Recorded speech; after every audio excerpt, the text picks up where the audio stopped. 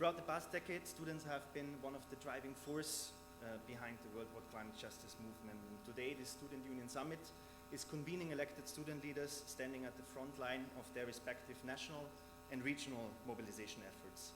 This represents a unique opportunity to develop a collective understanding, shared aspirations, and a bold ambition for a COP27 policy that can be taken to Egypt.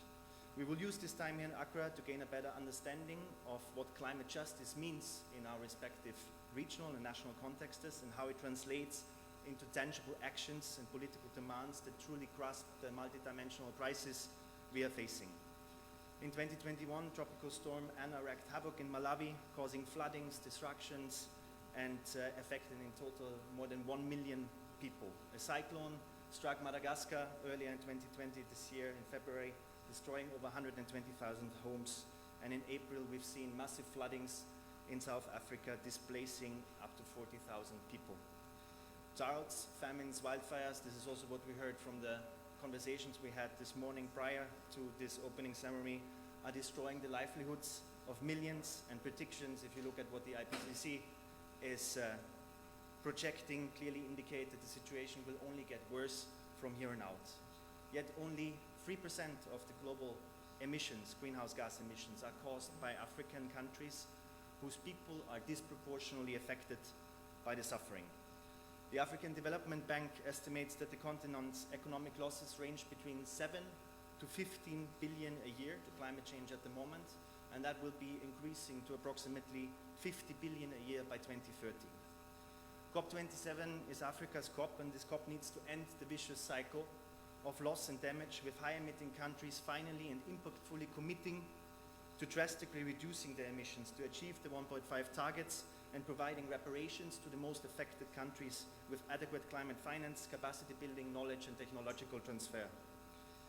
This year's Conference of Parties needs to pave the way for the operationalization of a finance facility for loss and damage under the UN Framework Convention on Climate Change to address the financing gap that we have with predictable resources which would be separate from climate finance adaptation.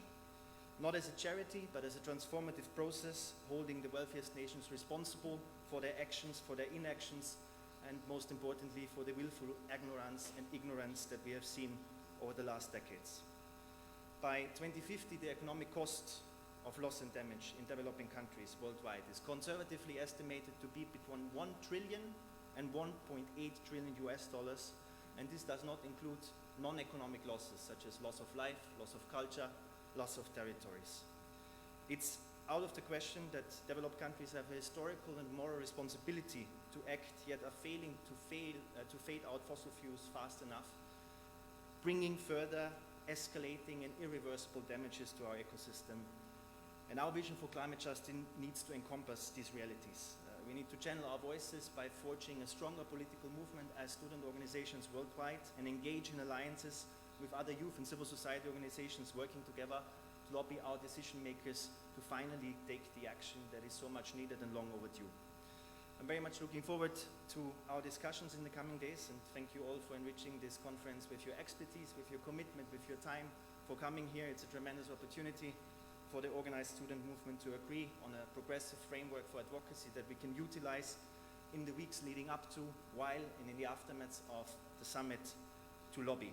There's much work in front of us, both here in the coming days and even more so in the coming weeks, if we are sincere in our aspiration to make our voices heard. And I'm very much excited to learn from all of you and with you in the coming days, and will not further delay the next part of the program. So in that spirit, thank you very much for your attention. Thank you very much, Sebastian Berger.